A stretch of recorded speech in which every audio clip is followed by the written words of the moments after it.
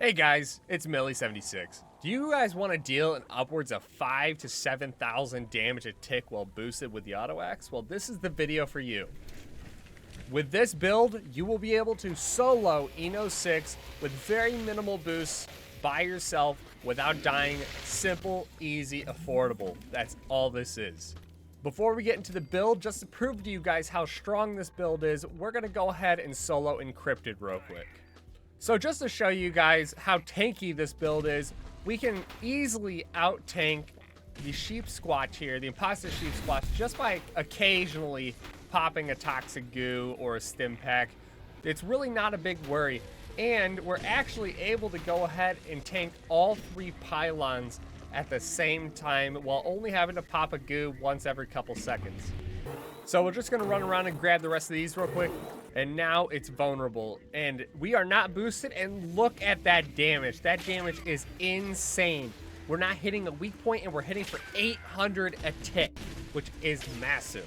So now onto the armor, weapons, and build. So our primary weapon is going to be the auto axe, specifically the auto axe with the electrified mod. We have Furious, we have Power Attack, we have Strength, and we have Pounders. All of these together make for an absolutely insane weapon. This thing can tick in upwards of 7,000 to 8,000 fully boosted with everything.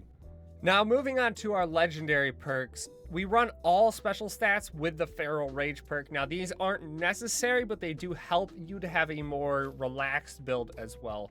So I'm gonna let you know what is needed and what's not. So Strong Bat's great, but it's not an absolute necessity. You can trade that out if you need to. Incisor 3 is a necessity because it'll allow you to ignore 75% of the armor. Moving on to the next one, we have Martial Artist. That will allow your auto axe to swing 30% faster, allowing you to tick faster. Now, Arms Keeper is not a necessity, but it does help a little bit with the weight situation. Radioactive Strength for the 150% power attack damage. Every hit with the auto axe is a power attack, remember that. Bone Shatter is by far the most important. You must be a ghoul for this build. Refractor is not an absolute necessity, but it does help out a little bit, especially with Robot. Now moving on to Glow Sight, again, not a necessity. That specifically helps out with Queen. Grenader, I like to run nuke mines with this. You don't have to, but it's great for crowd control. Life Giver for the health is an absolute necessity. You can't change my mind on that. Ironclad's great because it actually will increase your amount of damage reduction with a full set. So you can have, without Grounded and without Scaly Skin, you actually can get almost 1,000 of each, which is huge. Anything over 500 is a bit redundant, but I do like having that just for that maximum damage resistance. Chem Fiend is actually not a necessity whatsoever. I don't actually recommend you run this. I only run it because I'm not always feral. Starch Genes though, Starch Genes is an absolute necessity in every build, so don't skip out on Starch Genes ever. But if you do want to take out Chem Fiend, that is something you absolutely can do. You would actually be good to replace that with Fireproof, because Fireproof is a really good reduction effect for explosives and fire damage. Again, we already touched on Starch Genes. It's important. Glowing Gut is also important for ghoul builds. And again, you want to be running ghouls. Party Boy's great because he can use Whiskey to get that extra 6 strength that that's the only boost we use in this video anyway. Stranger Numbers, obviously. Tenderizer 2 is great, and same thing with United Ordeal, but you can take that off if you're not running with another ghoul. That just kind of stacks with her mentality. Makeshift Warrior is great, but not really needed. Honestly, like, it just helps it break slower. Batteries included, I like because of the fusion cores reduction, so you can carry more. Stable Tools, again, not really needed, but it is helpful so your weapons break slower, specifically your auto axe. Science Monster's not even really needed either. But if you want that little extra 15% bonus damage for 10 seconds, you can put it on. I think it's a little bit of a waste, but I do have some stuff for it.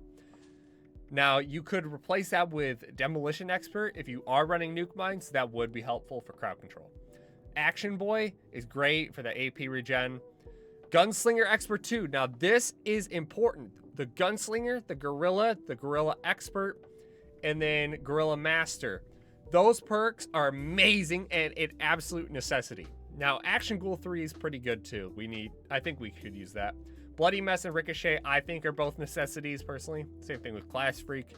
Good with salt, it's kind of up in the air. You can get rid of that if you want to, but I like it. And then faulty spots is great for robot. That weak point damage, again, massive. We love that. Now for the armor, we're running the Vulcan set, which is great. We like the Vulcan set. Vulcan set's awesome. So that's just a little bonus. Now our armor is going to be troubleshooters. Strength.